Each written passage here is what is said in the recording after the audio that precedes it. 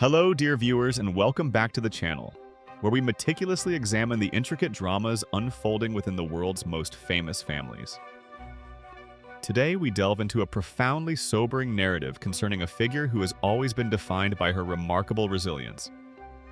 Sarah Ferguson, the Duchess of York.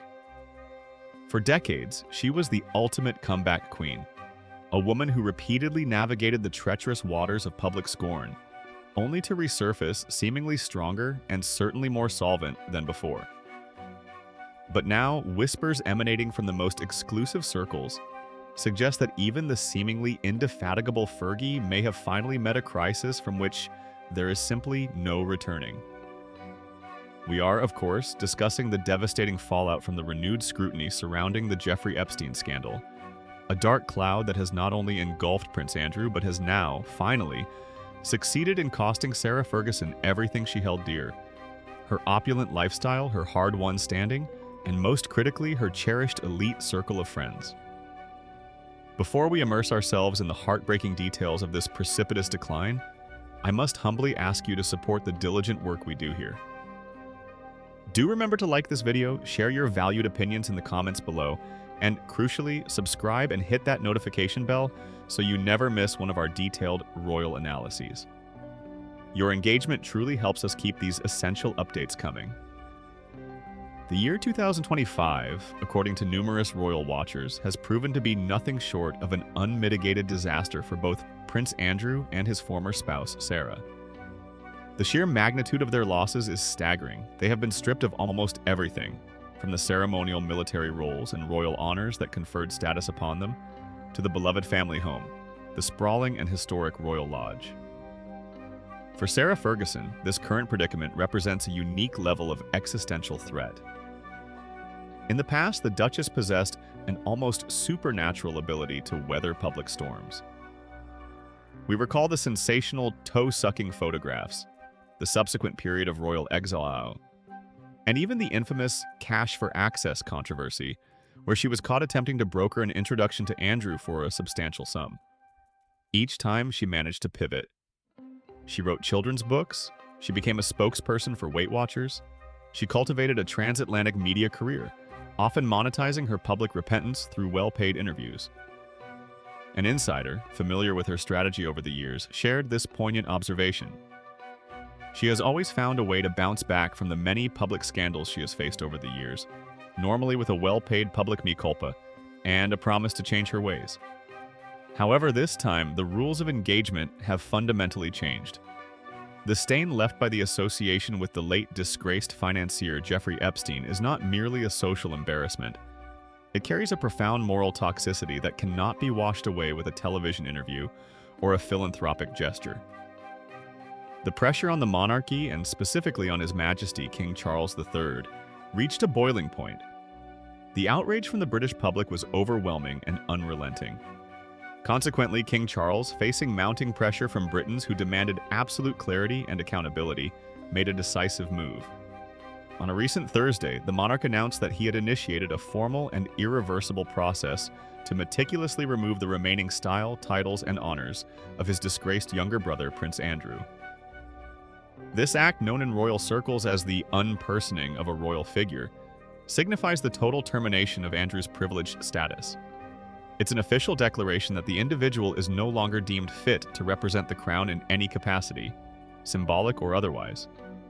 But the consequences did not end with the ceremonial stripping away of military titles and patronages. The financial and domestic losses have been equally crippling. Andrew was compelled to relinquish the massive royal mansion, Royal Lodge, a residence that had served as the cornerstone of his and Sarah's unique coexistence for decades. And it is crucial to understand that all these setbacks, the loss of prestige, the loss of standing, and, critically, the loss of their home, have equally and devastatingly impacted Sarah Ferguson.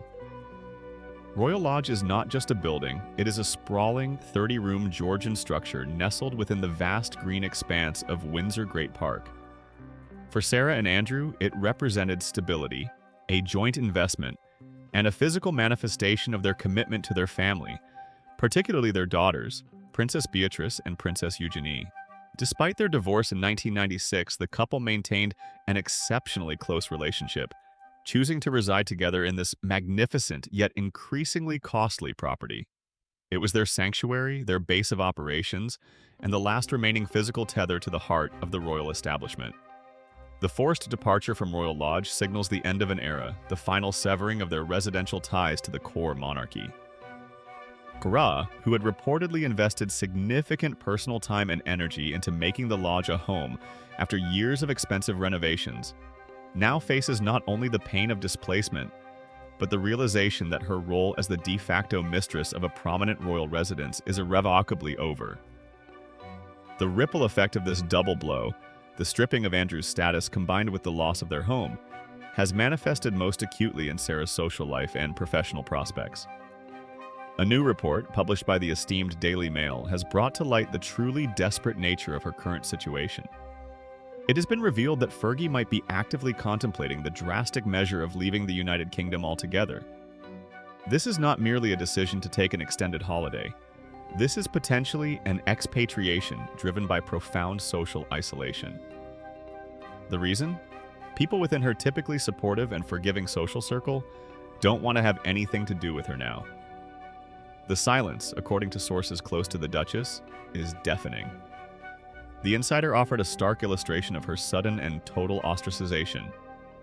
The phone has stopped ringing overnight. Even those who were willing to defend her less than a month ago don't want to have anything to do with her now.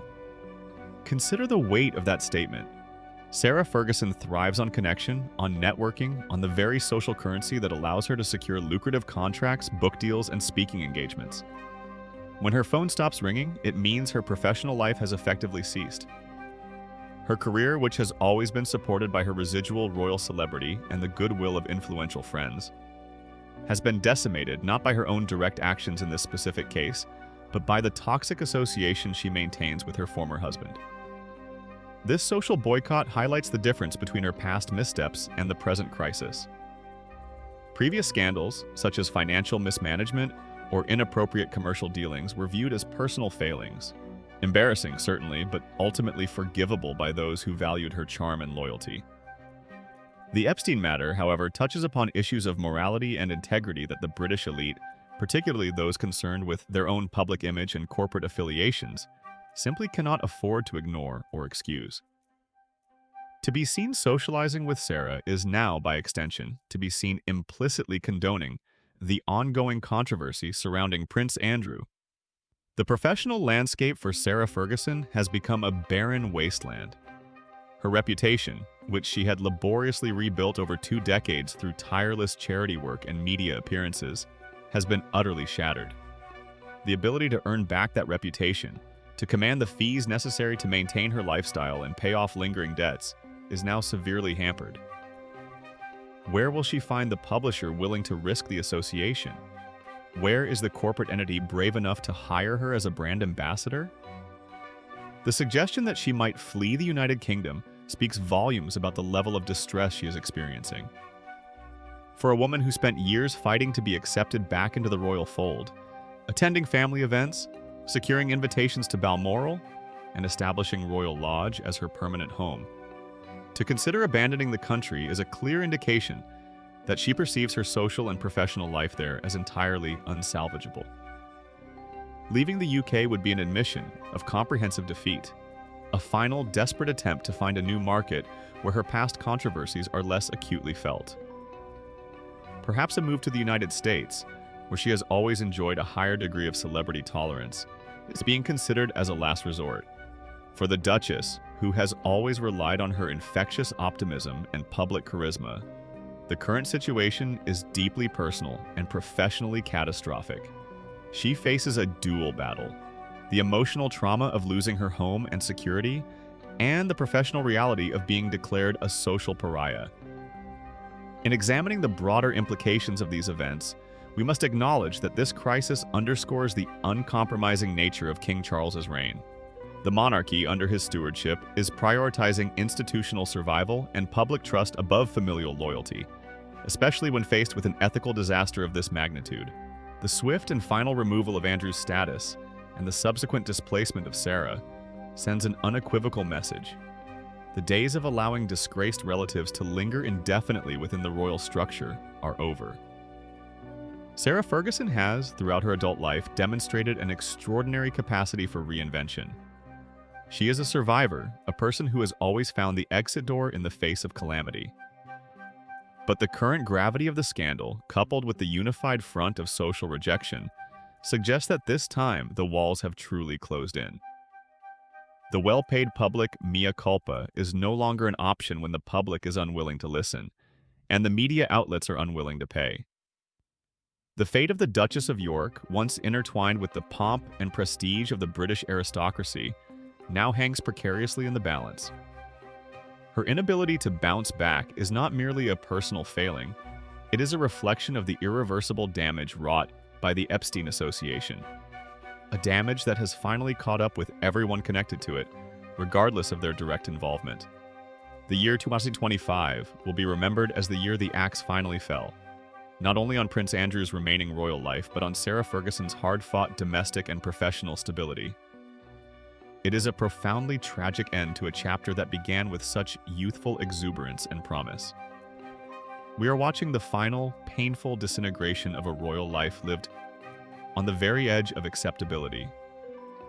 The silence on the telephone, the shuttered doors of the elite social circles, and the possibility of exile overseas paint a grim picture for the Duchess. She is facing personal and professional setbacks of such magnitude that earning back her reputation, or simply earning a living, has become an almost insurmountable task. This event certainly gives us much to reflect upon regarding the true cost of association, the unforgiving nature of the public eye, and the painful realities of a modern monarchy determined to purge itself of scandal at any cost. We are eager to hear your thoughts on this complex and heartbreaking situation. Do you believe Sarah Ferguson can somehow find a way to rebuild her life outside of the UK? Or is this, finally, the end of her public career? What are your thoughts on King Charles's decisive action regarding his brother's titles? Please share your perspectives in the comments section below. Don't forget to like this video if you found this detailed analysis informative, subscribe to our channel for more in-depth royal updates, and join us for our next examination of the world's most compelling figures. Thank you for watching, and until next time, please take care.